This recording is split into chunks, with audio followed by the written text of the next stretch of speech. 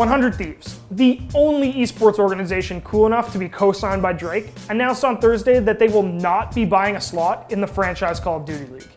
That's right, Nadeshot, the face of CoD, he'll have nothing to do with the game's latest attempt at bolstering their esports scene. And if I'm being honest with you, Nadeshot not being a part of this thing might kill the fucking CoD League.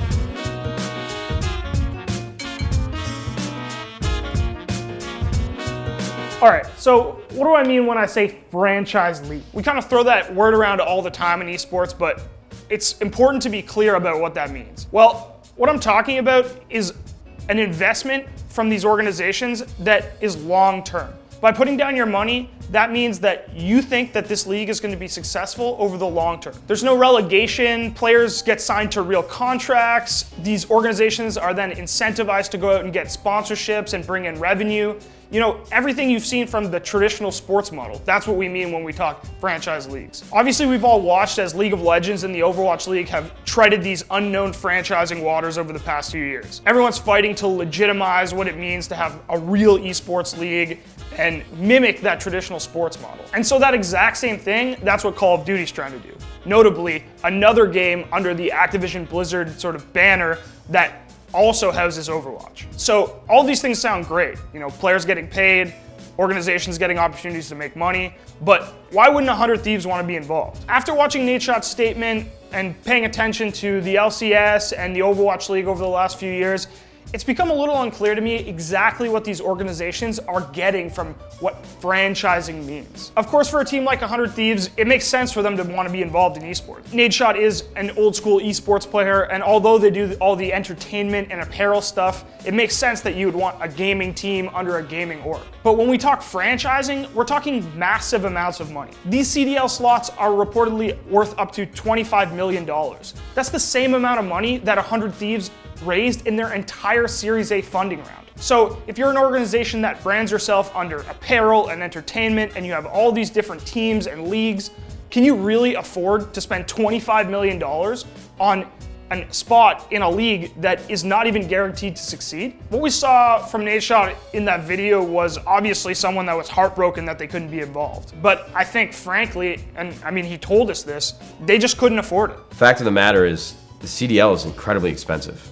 It's so expensive. And not only are there a lot of upfront costs, but there are a ton of operational costs that we'll be spending money on and resources on for years. And we are just not equipped and not prepared to make that jump and to make that decision to be all in. We just can't be. The cost is so high, in fact, that Nadeshot went on to say that joining the CDL could jeopardize everything they've built at 100 Thieves. And so we have so many different investments and so much time and so many resources that need to be invested into these things that for us to make such a costly investment into Call of Duty would possibly jeopardize really everything that this company has been building over the last year and a half and 2 years for me. So it's just a risk that we can't take right now. So let me put the cost of all this in perspective real quick. 100 Thieves obviously has a lot of eggs in a lot of baskets. When they do these Series A and B funding rounds, which are kind of confusing, they get a bunch of money and then they got to spend it on a bunch of things. Now, what I suggested earlier was this slot would take up a lot of their funding.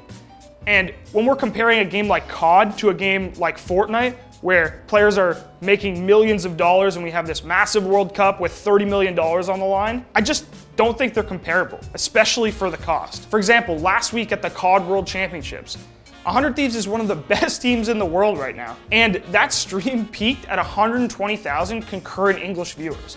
That's just not comparable at all with any of these massive game numbers. Like, 120,000 is like a weekend stream for Tfue in Fortnite. The games are not comparable at all. Okay. Hey, sorry. This fucking keyboard piece of shit. I can't do this anymore. The fact is, that $25 million price point is just not worth the attention and revenue that 100 Thieves is going to be able to generate with this COD spot. What's more, and this goes a little bit deeper than dollars and cents, is that the 100 Thieves brand really exists online. And that's true about a lot of these esports organizations. Over the last few years, we've seen brands like 100 Thieves or FaZe Clan sort of take over the internet. And that has nothing to do with time and place and location and whatever city you represent. So why would a brand like 100 Thieves that has this stomping ground that reaches across the entire internet want to tie themselves to a roster slot in a specific city in a specific game. Our branding and our persona and our identity is the lifeblood of this company. And we want to stay true to that. And we want that to be what we represent. We're not prepared to find a city either. We're not prepared to put our flag in one place and say, this is our home. This is a worldwide brand. It's an all-encompassing brand. It's something that I want everyone to feel like they're a part of it in more ways than one. And picking a city and building out a local operational team, and I mean, I can talk about that for a very long time, but there are just so many different variables that bake into city-based franchising that we just do not have the resources to commit to it. Now, obviously, 100 Thieves has been down this franchising path before with League of Legends. That was kind of really where they set their foot in esports and allowed to grow off that, allowed the brand to grow and start to do this entertainment content and apparel. Now, what exactly did they gain from joining the CDL?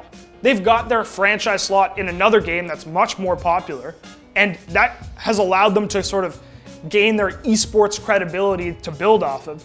Now, what is this $25 million slot in a CoD League gonna add to the 100 Thieves brand? To me, it seems like the CoD League actually needs 100 Thieves way more than they need the CoD League. And if I'm being honest with you, a guy like Nadeshot, as integral to the Call of Duty scene as he is, not being a part of this thing, might be the death knell for the success of this league. There's actually more to this that would dissuade someone like Nadeshot from wanting to get involved. The fact is, when you join a franchise league, especially an Activision Blizzard one like we've seen with the Overwatch League, you kind of have to fit a mold. You're marketed the same way as all the other teams, your uniforms look the same, and not exactly a 100 Thieves vibe. Like, let's take one of their latest signings, Courage, and then using the Overwatch League as an example of what the CDL will eventually look like, let's compare the two. In a lot of ways, the CDL wants to be what the Overwatch League is now. They're owned by the same people, a lot of the same owners are buying teams in this league. But when you break it down, could you find one player in the Overwatch League, everything that the CDL wants to be, that has the same scope as a guy like Courage that 100 Thieves was able to go out and get? This is a guy that you could, make brand deals around. They started a podcast which is sponsored by Cash App. They've got brands like StockX or Totino's. That's what it's called, right? Fuck. Everybody knows who Courage is. They're familiar with his stream. You know him from YouTube. You watched him profess his love to Ariana Grande in front of millions of people. And my point here is that it's very difficult to find that kind of scope with a team of 5 players within a franchise league that are sponsored by all the same things, wear the same jerseys, and look exactly the same as everything else. It's just not 100 Thieves at all. Look, the reality here is a lot of esports organizations are young, just like 100 Thieves. And it's not clear exactly that planting your flag in a city and joining as many franchise leagues as possible is gonna make you a ton of money, or even match your investment. None of that is even clear yet. The idea of franchising leagues, it's safe. It makes sense on paper. Like, a lot of us look at it and we say, yeah, that's the same as the NBA and the NFL, and we get stoked. We think esports is gonna be exactly the same way as them. There's no formula. It's not a race to see how many franchise leagues you can join. CoD is not in any way a safe bet. And I think 100 Thieves treading carefully really paves the way for a lot of other esports organizations to choose their path the way they think will work for them, not necessarily rushing into these leagues. So in the wake of this announcement, Mike Raphael, you might know him as Hastro, he made his own kind of announcement, which I found quite interesting. This is another OG esports guy, just like Nadeshot, who came in with his take actually in support of what 100 Thieves is doing, which is particularly interesting because his organization, Envy, has already announced that they are buying into the CDL, and they'll be representing Dallas in the league. Obviously I'm in the same boat as any other esports team founder is that has to make these types of decisions. And, for me, it started actually a long time ago when we decided to enter into the Overwatch League. So when we made that decision, it was very much a position where we knew we were risking a lot. I knew personally that I was risking a lot, having to take in millions of dollars in investment capital to keep doing what I love to do. And, we were, I think, such a core Call of Duty brand that it's hard to let that go. Now, of course, a lot of what Hastro said there is just two COD OGs looking out for each other. He's saying that, you know, Nadeshot has his own organization now, and he gets to choose what that means, whether he wants to do all apparel or he wants to focus on these streamers or he's going to join another franchise league in another game. There's really no script to all of this. And to me, it's nice to see someone who's entrenched in the sort of traditional sports model of making esports work, like Hastro, in support of this kind of new breed of organization like 100 Thieves. With the voices of these two guys in mind, I'm still worried about the CDL. And I'm worried about the Overwatch League too. As an esports fan, I spend a lot more time watching 100 Thieves vlog their players than I do watching the Overwatch League or the CoD World League. And I'm not necessarily saying that that means the world's gonna fall and the competitive esports framework that we have now is gonna cease to exist. It's gonna be all about celebrities and Twitch. But at the end of the day, I'm glad that someone like Nadeshot, someone with that much scope, someone taking pictures with Drake, is willing to tread his own way. And so it's refreshing to see someone like Nadeshot, a real esports OG from back in the day, who's now wearing Rolexes and hanging out with Drake, sort of choose to do things a little differently. Not necessarily copy the way traditional sports has worked, because that's not our world. We exist on the internet. Nadeshot's a smart guy. He's been doing this thing for quite a long time. And him not wanting to be involved should worry you too. The fact is, we've heard a lot of rumors about what these franchise leagues look like.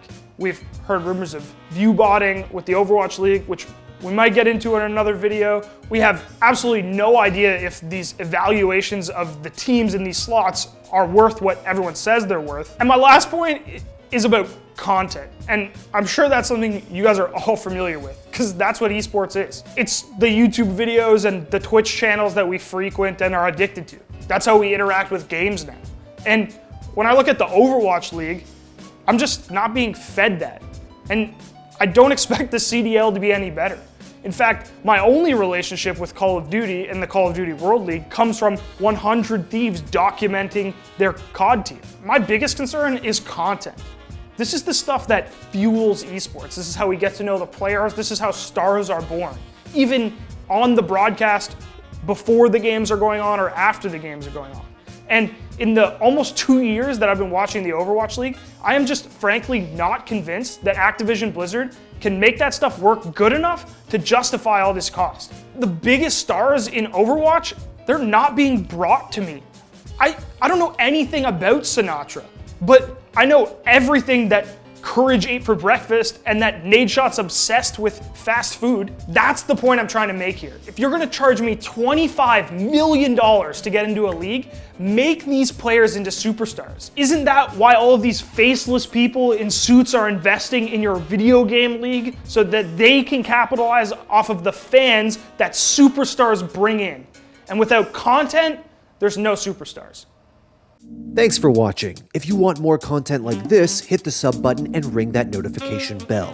For unique bite-sized videos you won't find anywhere else, hit up our Instagram, Twitter, and Facebook pages.